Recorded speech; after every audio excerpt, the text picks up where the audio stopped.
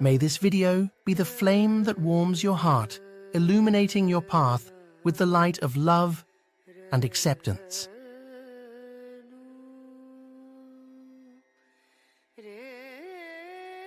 If you have to utter any kind of sound without using the tongue, what are the sounds that you could utter? I want you to experiment and see. Yes, for sure you can do possible. Yes, possible. What else? Suppose you did not have a tongue. What are the sounds you can utter? You can do you can do you can do Try any other sound.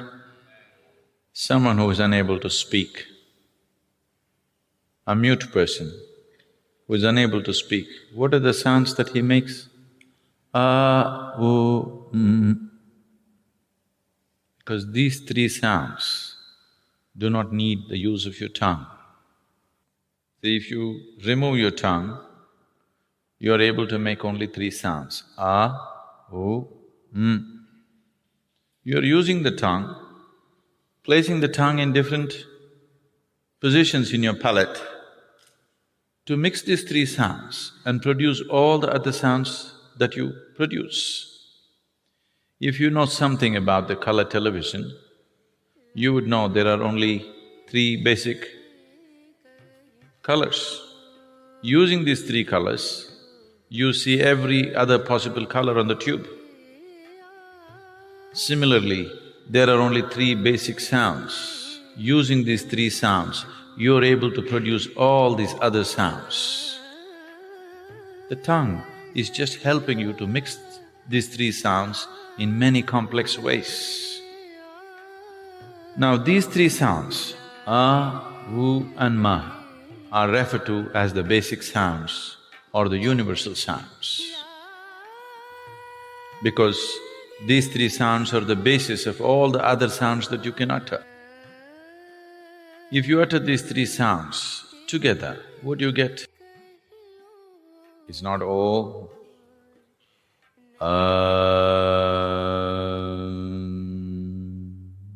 So these are the three basic sounds which are the very basis of all the other sounds that you can utter. So is known as the universal sound or the basic sound in the creation. If this is true, how come only a certain religion seems to be using it as a brand for themselves and nowhere else it is known? That is not true. Wherever there is a realized being, there sound will be there. For example, Christianity, born in Jerusalem, where the language at that time was Aramaic. Aramaic language has a certain inflection where sound is dominant. So in Christianity, whatever they close with today, whatever they say, they close it with Amen. If you look at it the way it is said at the Vatican, it's always said, Amen. You take off the N and say Amen. Oh. If you want to understand this, you can see a similar inflection in Tamil. See now, for example, Ram. You know Ram, born in Ayodhya? He came down south. When he came south, when Ram entered Andhra Pradesh and Karnataka, people called him Rama. Then he crossed the Tamil Nadu border, people called him Raman. If Krishna comes to Tamil Nadu, what will you do? Krishnan.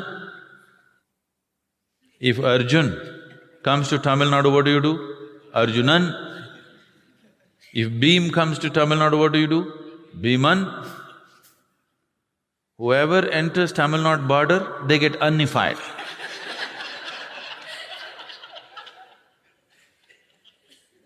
This infliction of un in Tamil is much stronger than Aramaic. Amen. You take out the N, it's just Am. Today this Amen has gone to United States of America and become Amen.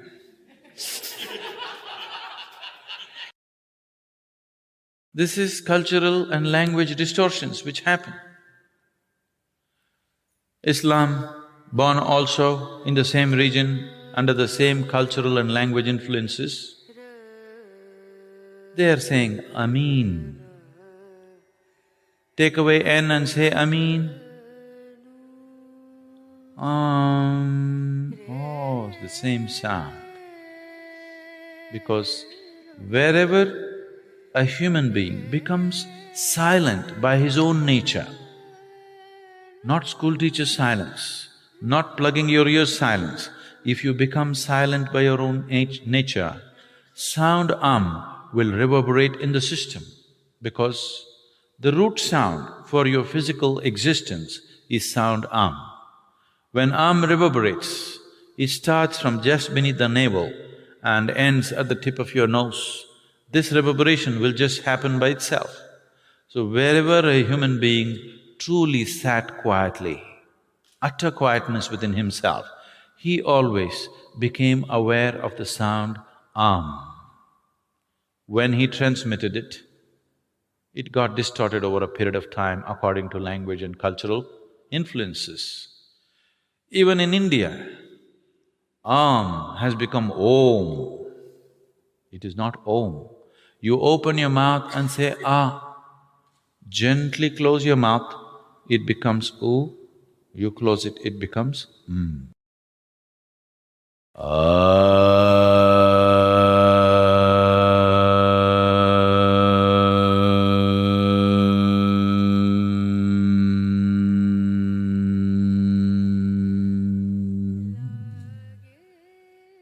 Sound has innumerable benefits. Even today, if anybody come here with any kind of psychological disturbances, the first prescription is always You do this for a few weeks, you settle down and then we go into other aspects. I can show you hundreds of people for whom medically it was believed that they have to be on psychiatric medication for the rest of their life, have completely walked out of the need for medication simply by uttering If you are suffering from excessive fear, distorted dreams, bad dreams, nightmares, unstable mind, unstable body, if your general constitution is weak, you tend to fall sick too often, particularly children, if they have attention disorders, daily utterance of for a few minutes a day will make an enormous difference for you. If you have problems that you are unable to do anything with a certain resolve in your life, daily utterance of will be truly transformational for you. Within a couple of weeks, you can notice a phenomenal difference in the way you function. Because this is the basic sound in your physical existence.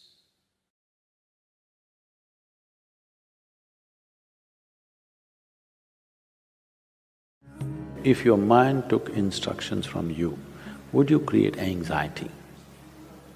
No. So don't look for answers elsewhere, elsewhere, elsewhere. It is just that your own physiology and your psychological patterns not taking instructions from you. So you said so many things, I try, whatever these big words are floating all over California particularly, about surrendering to it, about letting it go, about… Not for one person has such a thing worked, ever. Has it, I'm asking you? You have anxiety, try to let it go. Does it go? Even a damn flu doesn't go. Yes or no? Even a simple cold does not go. You say go, does it go? So, let's not get into this fanciful states of surrendering. These are all words thrown around. Nobody knows what is surrender. Because when it happens, you will not know it has happened. You can't do it, I surrendered. How's that possible?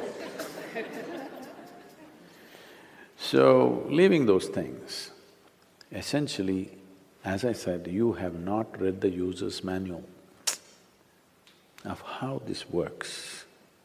We need to pay attention to this. The system is made in such a way, if you hold your hand like this, it'll work one way. If you do like this, it'll work another way. If you do like that, it'll work another way. It's a phenomenal process. If it was a simple thing, we could have just beaten it into shape with hammer and anvil, okay? It's too sophisticated. It's a phenomenally complex machine.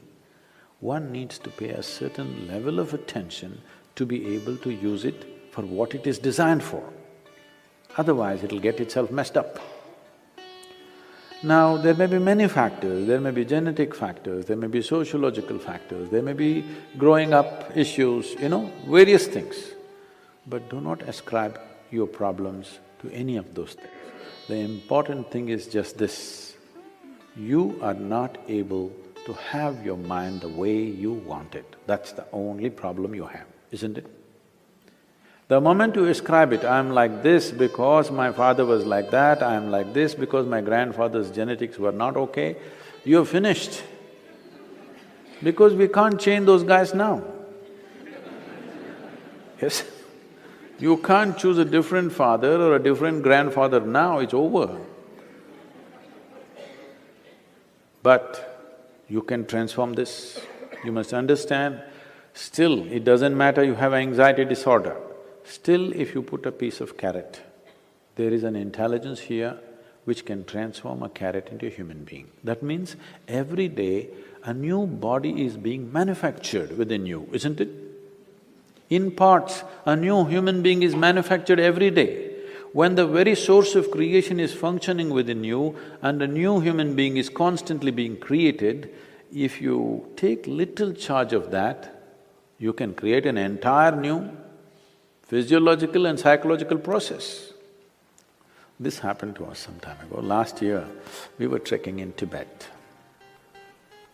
I was in a tent, I was doing some work and another person was cutting an apple. You know, one of these porcelain knives these days. So the other person around says to this person, "It's a very sharp knife, be careful." It irritates me a bit. I look like this because he's a grown man. If it's a child, it's different. Then we have to watch how he uses the knife. It's a full-grown man and a knife is supposed to be sharp. If it's not sharp, why do you call it a knife? So I ignored it and continued to work. In another 2 minutes, she says again, "It's a very sharp knife, be careful." I said, "Come on, he's a full-grown man, leave him alone, he knows how to use this knife. This stupid knife can't he handle? It's not some earth-moving machinery or spacecraft or something that he doesn't know how to handle. It's a knife." She says, "No, Sadhguru, it's a very sharp knife." All right. And I continue what I'm doing. In another 2 minutes, she whispers to him, "Please be careful, very sharp." And in another 2 minutes, he cuts his finger. Then I give up, okay. This is all that's happening. This is all that's happening with life. You have an intellect for which you don't have a stable enough platform. Or in other words, you have a sharp knife, a very sharp knife a very sharp knife in your hand, but your hand is not steady. Please see, it's your own mind which is causing all this pain, isn't it? Yes or no? So you have a very sharp knife, the sharper it is, the more you cut yourself. So we don't have to blunt the knife, we just have to have a steady hand, isn't it? Nothing has been done about that. People are trying to blunt the knife with all these sedatives and nonsense. What you take is to blunt the knife. Blunting the knife is not the answer, because if you lower the possibilities of who you are, everything will be okay. If you remove half of your brain, you will be quite peaceful. Because it takes some brain to cause anxiety. If we really remove half of your brain, you will be quite peaceful and you may even be happy actually. Nothing bothers you. You'll be okay. All right. But that's not what we're looking for. What a human being is looking for is to become limitless in some way. And if this has to happen, you have to create a steady platform. Knife need not be taken away, knife need not be blunted. Only thing is, hand needs to be steadied, isn't it? No process to do that.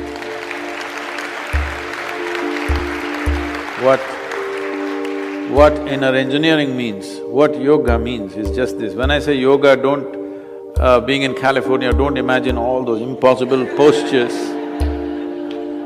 Yoga does not mean postures, yoga means union, okay? The word yoga literally means union. This is the first form of union. Your right and left. This is called as Pingala and Ida in yoga, the masculine and the feminine within you. Just put it together, just do the simple sadhana, all of you. You can't do any other yoga, this much you can do, isn't it? What you do is something that concerns your life. It could be the sun coming up. Sun is coming up. Without sun coming up, you wouldn't exist on this planet, isn't it? The warmth of life is going on within you only because the sun comes up. Without the tree exhaling oxygen and you exhaling carbon dioxide for it and this exchange happening, you wouldn't be alive, isn't it? Like this, look at it, the food that you eat, the sun, the earth that you walk upon, air that you breathe, water that you drink, people who live around you, whatever, you choose anyone. Just do this, put your right and left together perfectly, not like this, not like this, perfectly, okay? Just look at something that really matters to you. Maybe the sun, maybe the sky, maybe the cloud, maybe a tree, maybe a person, maybe a child, an animal, it doesn't matter what. Just look at it, putting your hands together for 10–12 minutes at a stretch. You will see half your anxiety will start settling down. Because essentially the conflict is, there are two dimensions within you. I don't want to go into an elaborate description of this, because the yogic physiology goes elaborately into this. But to put it simply, even the modern medical science is telling you there's a right brain and a left brain, all right? Just put these two things together. Look at with utmost love and appreciation towards something that matters to you. It could be your wife, it could be your husband, it could be your child, a tree, a dog, sky, sun, moon, whatever. Every one of them are vital for your life, isn't it so? Yes? Whatever you can relate to, putting these two things together, just look at the kind of most pleasantness that you can generate, recognizing how important they are for you. Many things will change. This is the first form of yoga. If I do this, it'll become difficult. And there are many ways to do namaskar, like this, like that, like that. This is the most simple. Start here, okay.